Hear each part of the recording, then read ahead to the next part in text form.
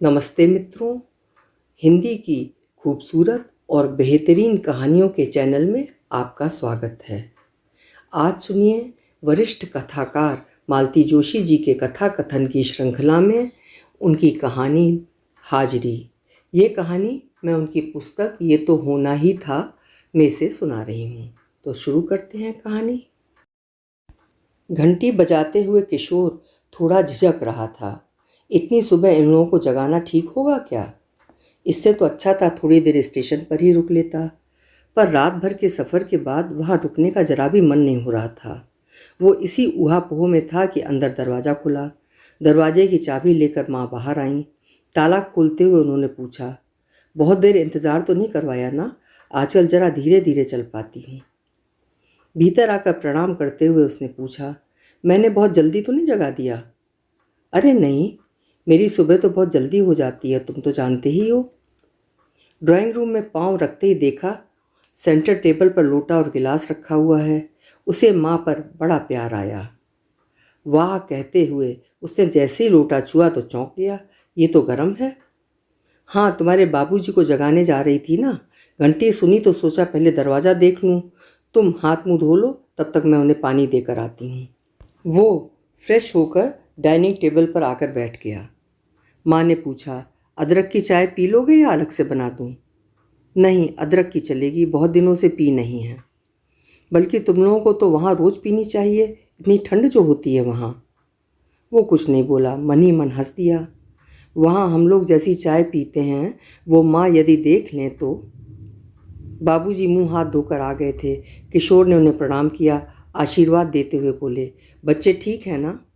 जी। दोबारा आएंगे? जी, हम लोग यहीं से जाएंगे, बच्चों के मामा उन्हें छोड़ जाएंगे। ठीक है, उन्होंने संतोष व्यक्त किया। फिर माँ से बोले, उसे ये काढ़ा क्यों पिला रही हो? मैंने पहले पूछ लिया था, माँ ने उत्तर दिया। फिर वे कुछ नहीं बोले। सुबह सुबह इतना बोलना उनके लिए काफ़ी से ज़्यादा था। चाय पीकर वे उठे। निकल रहा हूँ, उन्होंने कहा और जूते पहनकर बाहर निकल गए। बाबूजी का मॉर्निंग वॉक बदस्तूर जारी है, एक दिन नागा नहीं होता। अच्छा बेटा, मैं फटाफट नहा लूँ, बाबूजी आए तो दरवाज़ा खोल देना। आज तो इत्मीनान से नहाऊंगी, रोज़ दरवाज़ा खोलने का खटका रहता है ना। तुम्हें तो मालूम है तुम्हारे बाबूजी को इंतज़ार जरा रास नहीं आता। माँ ने कहा जरूर, पर इत्मीनान से कहाँ नहा पाईं। 5-7 मिनट में बाहर निकल आईं। रोज़ की आदत जो ठहरी। अपने कपड़ों की बाल्टी रखते हुए बोली, बेटा तुम्हें नहाने की जल्दी तो नहीं है ना? बिल्कुल नहीं। तो इनके कपड़े रख देती हूँ। माँ ने बाबूजी के कपड़े और टॉवेल बाथरूम में रख दिए। चुन्नट डालकर धोती पूजा घर की चौकी पर रख दी। फिर वॉश बेसिन पर शेविंग का सामान रख दिया। पूजा घर चकाचक किया। धूप, दीप, चंदन, अगरबत्ती, फूल सब सजा दिए। तांबे का लोटा चमकाकर उसमें जल भर कर रख दिया। तब तक बाबूजी घूमकर लौट भी आए। चाय बना रही हूँ, लोगे? माँ ने पूछा। इस समय तो बाबूजी खालिस दूध वाली चाय पीते हैं ना? रहने दो, मैं नहीं पी सकूँगा। नाश्ते के बाद सादी चाय बनाऊंगी, तब ले लेना, माँ ने कहा। चाय पीकर बाबूजी ने शेव किया, फिर नहाने चले गए। माँ ने गैस पर कढ़ाई रखते हुए कहा, चलो आज तुम्हारे बहाने ठाकुर जी को हलवे का भोग लगा लेते हैं। रोज़ किस चीज़ का लगाती हो? जो मिल जाए, फल, मिठाई, मेवा या फिर कोरा दूध शक्कर। ठाकुर जी कौन सा खाते हैं, खाना तो हम ही को होता है, तो जो खा सकें, हजम कर सकें, उसी का भोग लगाते हैं। सूखे मेवे अब चबाए नहीं जाते, तो मैं पीस कर रख देती हूँ, उसमें थोड़ी शक्कर मिला देती हूँ, उसी बहाने सूखे मेवे पेट में जाते हैं। नाश्ते में हलवे के साथ चावल के चीले भी थे, उसके साथ चाय भी। बाबूजी को चाय के साथ गोलियां भी दी गईं, जो उन्होंने चाय के साथ गटक लीं। चाय पीकर बाबूजी उठ खड़े हुए। माँ ने तत्परता से उनके हाथ में झोला और एक लिस्ट थमा दी। बाजार चलोगे? बाबूजी ने पूछा। जी, अभी नहाया भी नहीं हूँ, उसने विनम्रता से कहा। रात भर का जागा हुआ है, थोड़ा आराम कर लेने दो। माँ ने उसकी वकालत कर दी। बाबूजी चले गए। वो कमरे में जाकर सोने की कोशिश करने लगा। झपकी आने को ही थी कि विमला झाड़ू पोछा करने आ गई। उसने आंखें बंद कर रखी थीं, पर कान तो बंद नहीं कर पाया था। बाहर आंगन में बसंती बर्तन रगड़ रही थी और ऊंची आवाज़ में माँ से बतिया रही थी। ऐसे में सोना असंभव था। वो उठा और नहाने चला गया। कम से कम कपड़े समय से धुलने चले जाएंगे। नहा धोकर वो माँ के पास आकर बैठ गया। वे टेबल पर सब्जी का ढेर लिए बैठी थीं। क्या खाओगे, बोलो, कुछ भी बना लो, तुम्हारे हाथ की तो हर चीज़ अच्छी लगती है। कुछ भी तो रोज़ ही बनाती रहती हूँ, एकदम सादा फीका बिना मसाले वाला। आज तुम्हारे बहाने थोड़ा स्वाद बदल जाएगा। बड़े विचार विनिमय के बाद मेनू तय हुआ। लौकी के कोफ्ते, मेथी आलू, मटर पुलाव, मूली टमाटर का सलाद। बाबूजी के आने तक पूरा खाना बन चुका था, बस पुलाव बाकी थे। परात में आटा गुथा रखा था, लोइयाँ तक तैयार थीं। बाबूजी के आते ही माँ ने लपक कर उनके हाथ से झोला ले लिया। संभाल कर निकालना सामान, उन्होंने हिदायत दी। रबड़ी का कुल्हड़ है, पलट जाएगा। बाबूजी तुम्हारे लिए रबड़ी लेकर आए हैं, पूरी सेक दूँ? नहीं माँ, इतना भारी खाने की अब आदत नहीं रही, फुलके ही चलने दो। बाबूजी के साथ वो बैठ तो गया, पर धीरे धीरे खाता रहा। बाबूजी उठ गए। माँ उनको सौंफ सुपारी लौंग इलायची देकर कमरे से आईं तो उसने माँ से कहा, अब तुम भी आ जाओ, तुम्हारे लिए रुका हूँ। माँ जब अपनी थाली लेकर बैठ गईं तो उसने कहा, घर में 2 ही तो लोग हो, साथ में क्यों नहीं खाते? अरे खाते हुए 20 बार उठना पड़ता है मुझे, कभी पानी के लिए, कभी अचार के लिए। टेबल पर खाना लाकर रखती हूँ तो पंखे के नीचे ठंडा हो जाता है, फिर दोबारा गर्म करना पड़ता है, इसलिए आराम से सब काम निपटा कर खाती हूँ। माँ ने अपनी ओर से तर्क दे दिया था, पर किशोर जानता है कि बाबूजी को साथ खाना पसंद नहीं है। उसे मालूम है कि बाबूजी ने माँ से कभी साथ बैठने के लिए नहीं कहा होगा। अभी 4 दिन किरण यहाँ थी तो माँ उससे भी कहती थी, इन लोगों को खा लेने दो, अपन सास बहू बाद में खा लेंगे। खाने के बाद उसने कहा, माँ मैं सोने जा रहा हूँ, और वो कमरे में चला गया। इस समय नींद उस पर इतनी हावी हो रही थी कि रसोई की खटर पटर से भी उसे कोई व्यवधान नहीं हुआ। वो कितनी देर तक सोता रहा पता नहीं। माँ जरूर 2-3-4 बार झांक गई होगी, क्योंकि जिस समय उसकी आँख खुली तब भी वे पर्दे से झांक कर लौट ही रही थीं। उसे जगा हुआ देखकर बोली, बेटा चाय बना दूँ, 4 बज रहे हैं। ऐसी कोई जल्दी नहीं है माँ, आप लोगों की जब बनेगी तब मैं पीऊँगा। हम लोगों का कोई टाइम टेबल थोड़े ही है, अभी 3 बजे तो तुम्हारे बाबूजी ने लस्सी पी है। लस्सी? हाँ, रिटायरमेंट के बाद ये नया प्रोग्राम शुरू हुआ है। वहाँ ऑफिस में दिन भर चाय चलती थी ना, तो एक बार की तलब लस्सी से पूरी कर लेते हैं। फिर चाय? अभी शाम को मंडली जमेगी ना, तब होगी। तो ठीक है, मेरी भी तभी बना देना। 5:30 बजे मंडली इकट्ठा हुई। कुछ तो किशोर के परिचित थे, 1-2 नया परिचय हुआ, उन्हीं के साथ चाय हुई। चाय के साथ ढेर सारा सूखा नाश्ता भी था। माँ लगातार भीतर बाहर कर रही थीं। 1-2 बार वो उठकर गया और कुछ सामान ले आया। जब सब लोग चले गए तो माँ ट्रे में प्लेटें जमाने लगीं। किशोर ने हाथ पकड़कर उन्हें रोक दिया और अपने पास सोफे पर बिठा लिया। थोड़ी देर आराम करो माँ, सुबह से रोबोट की तरह दौड़ दौड़ कर काम कर रही हो, थकती नहीं हो क्या? माँ हंस पड़ी। बेटा, अपने पति और बच्चों के लिए काम करते हुए औरत कभी थकती है? औरत नहीं थकती, पर उसका शरीर जरूर थक जाता है, क्योंकि वो हाड़ मांस का बना हुआ होता है। उठने बैठने में तुम्हें जो कष्ट हो रहा है वो मैं साफ देख रहा हूँ। हाँ रे, आजकल जोड़ों में दर्द रहने लगा है। डॉक्टर को दिखाया? हाँ, दवा भी ले रही हूँ, तभी तो सुबह नाश्ता करने लगी हूँ। दवाइयाँ जो लेनी होती हैं, नहीं तो इतनी सुबह खाते हुए तुमने मुझे कभी देखा है? तुम्हें आराम की सख्त ज़रूरत है माँ, नहीं तो बीमार पड़ जाओगी। चलो दोनों जने मेरे यहाँ चल कर रहो वहाँ। वे तो यहाँ से हिलेंगे नहीं, और इन्हें छोड़कर मैं जा नहीं सकती, तुम जानते हो। तो दीदी लोगों से कहोगी बारी बारी से आकर रहें और बाबूजी को देखें, क्योंकि बाबूजी तो वहाँ जाएंगे नहीं। नहीं जाएंगे, वही ठीक है। ये आदमी क्या कहीं जाकर रहने लायक है? मैं ही इनसे पार पा सकती हूँ। और शीलू नीलू भी यहाँ आकर कैसे रहेंगी, कितने दिन रहेंगी? उनकी गृहस्थी है, बाल बच्चे हैं। ऐसा करते हैं, एक खाना बनाने वाली बाई रख लेते हैं। 2 महीने की तो बात है, बाकी कामों के लिए बसंती और विमला हैं ही। अरे, इन्हें किसी और के हाथ का खाना नहीं भाता, 100 नुक्स निकालते हैं। दाल सब्जी का तो फिर भी समझ में आता है, पर ये तो रोटियों में भी कमियां निकालते हैं। कच्ची हैं, जली हुई हैं, किनारे मोटे हैं, दुनिया भर की बातें।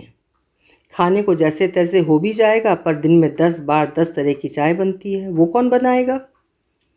तुमने बाबूजी की बहुत आदत बिगाड़ रखी है। हाँ, तुम्हारी बहनें भी यही कहती हैं, मैंने आदत बिगाड़ी हैं तो मैं ही झेल रही हूँ, किसी से कहने तो नहीं जाती हूँ। 2 महीने के लिए किरण को छोड़ जाऊँ, तुम्हें थोड़ा आराम हो जाएगा। किशोर ने कह तो दिया, पर जानता था कि प्रस्ताव सुनते ही किरण तलाक दे देगी।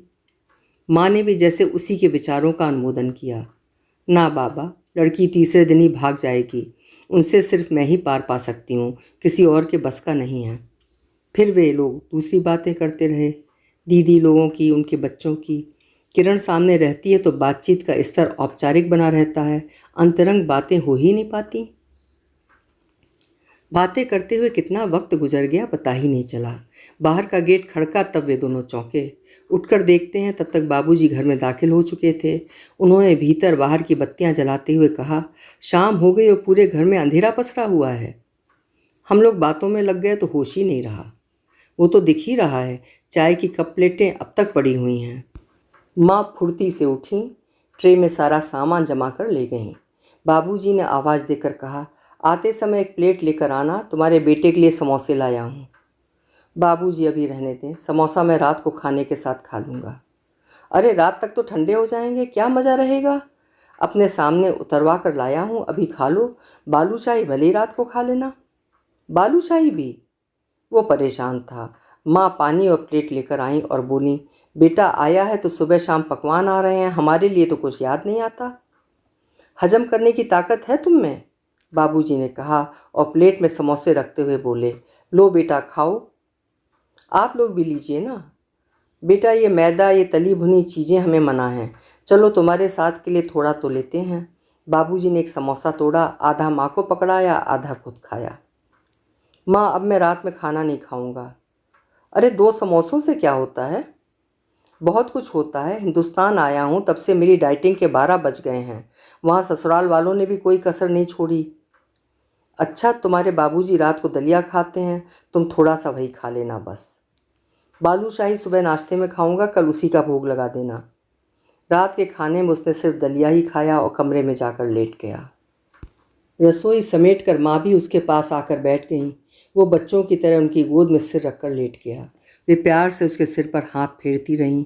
किरण और बच्चे सामने होते तो ये सब करते बड़ा संकोच होता है, इसलिए वो बोला था, अब 8 दिन तुम अपने माँ बाप के पास रहो, 8 दिन मैं अपने माँ बाप के पास रहता हूँ। माँ के हाथ को अपने हाथों में लेकर वो बोला, मेरा बहुत मन करता है तुम्हें साथ ले जाने को, पर बाबूजी साथ आएंगे नहीं और तुम उन्हें छोड़कर कहीं जाओगी नहीं। क्या तुम्हारा मन नहीं करता पोते पोतियों को प्यार करने का, बहू का सुख भोगने का? क्यों नहीं करता बेटा, पर सारे सुख भाग्य में कहाँ होते हैं। इस बार तो बच्चों से ठीक से प्यार भी नहीं कर पाई। बच्चे थोड़ा हिलते मिलते हैं तब तक जाने का समय हो जाता है। जितने दिन के लिए आते हैं उसमें भी हिस्सा बाँट हो जाते हैं। ठीक भी है, हमारी तरह बहू के माँ बाप का भी मन करता होगा नवासों को प्यार करने का, बेटी दामाद को खिलाने पिलाने का। यही चाहता था कि तुम्हें थोड़ा आराम मिले, और वो यहाँ तो मिलने वाला नहीं है। बेटा अब आराम तो मुझे एकदम तभी मिलेगा, मरने के बाद। प्लीज़ फालतू बातें मत करो। अरे इनके मारे शांति से मर भी नहीं पाऊंगी, कौन देखेगा इन्हें, कौन इनके नखरे उठाएगा, कौन इनके हुक्म को झेलेगा? तब की तब देखी जाएगी। प्लीज़ कोई दूसरी बात करो। तभी बाहर से आवाज़ आई, सुनो। अब क्या हुआ? कहते हुए माँ उठी। इतनी देर बैठे बैठे किशोर का सिर गोद में लेने से पाँव सुन्न हो गए थे। गेट की ताला चाबी कहाँ है? आ रही हूँ, माँ ने कहा। सुबह तुम्हारे लिए गेट खोला था ना, तब बातों बातों में न जाने कहाँ रख दी, देखती हूँ। और जितना बन सका उतनी तेज़ी से कमरे से बाहर चली गई। उसे अनायास ही एक प्रसंग याद आ गया। छोटा था तब घर में कोई मंगल उत्सव था, बहुत सी औरतें जमा थीं। तब माँ ने शर्माते हुए एक कविता पढ़ी थी, छड़ी पे छड़ी गुलाब की छड़ी, हंसमुख लाल जी की हाजिरी में कौशल्या खड़ी। ये कौशल्या तब से उनकी हाजिरी में ही खड़ी है। कई बार उसके मन में विचार भी आता है कि दादा दादी ने क्या सोचकर पिता का नाम हंसमुख लाल रखा होगा। माँ कहती हैं, उनकी मंडली में जाकर देखो तब पता चलेगा। 24 घंटे दोस्तों से घिरे रहते हैं, तो क्या यूं ही? अरे तो थोड़ी हंसी इधर भी तो पास ऑन करो। गेट बंद होने की आवाज़ आ गई थी, मतलब ताला चाबी मिल गए थे। वहीं आसपास होंगे, पर बाबूजी खुद ढूंढते तो उनकी इज्जत पर आँच ना आती। चीज़ें अपनी जगह पर क्यों नहीं हैं, सिर्फ ये जताने के लिए ही उन्होंने माँ को तलब किया होगा। कभी कभी बाबूजी से कहने का मन होता है कि जैसे आप बूढ़े हो रहे हैं, माँ की भी तो उम्र हो चली है, उनसे आप पहले वाली फुर्ती की अपेक्षा कैसे कर सकते हैं। पर यह सब कहने का साहस वो कभी जुटा पाएगा, इसमें संदेह है। बस एक बात तय है कि बाबूजी के रहते माँ को आराम नहीं मिल सकता। अपने इस विचार से वो खुद ही चौंक गया। माँ को इसकी भनक भी मिली तो वो ज़िंदगी भर उसका मुँह नहीं देखेंगी, और बाबूजी के न रहने पर उस आराम का वे करेंगी भी क्या। उनकी अपनी तो कोई दुनिया ही नहीं है। उनका तो एक एक क्षण बाबूजी को समर्पित है। इस शून्य को वो कैसे भरेंगी। इस खालीपन से तो पगला जाएंगी। लोग इस उम्र में पूजा पाठ करते हैं, पर माँ के सारे पूजा पाठ व्रत उपवास बाबूजी के लिए ही हैं। उनके बाद तो वे अप्रासंगिक हो जाएंगी। और अगर इसके विपरीत हुआ तो, मतलब जैसे कि माँ चाहती हैं वे पहले चली गईं, तो बाबूजी तो एकदम असहाय और पंगु ही हो जाएंगे। ऐसे हताश और निरीह बाबूजी की तो कल्पना भी नहीं कर सकता। हे प्रभु, मेरे बाबूजी चट्टान की तरह ऐसे ही कठोर और अडिग बने रहें, उनका रौबदाब इसी तरह अक्षुण्ण रहे, और उनके इर्द गिर्द माँ ऐसे ही चकरघिन्नी की तरह घूमती रहें, हमेशा हमेशा हमेशा। आमीन। अभी आप सुन रहे थे मालती जोशी जी की लिखी हुई एक बेहद भावपूर्ण कहानी हाजिरी। मेरे माता पिता की पिताजी के रिटायर होने के बाद बिल्कुल यही दिनचर्या थी, और पिताजी जब नहीं रहे और माँ आज 84 साल की हैं, लेकिन ऐसा लगता है कि माँ के जीवन में कुछ रह ही नहीं गया। एक खालीपन और शून्य आ गया है उनके जीवन में, जिसे हम लोग बच्चे चाह के भी पूरा नहीं कर पाते हैं। आशा करते हैं आप लोगों को भी कहानी अपनी सी ही लगी होगी, अपने आसपास की ही लगी होगी। फिर मिलेंगे। आपका समय शुभ हो, मंगलमय हो।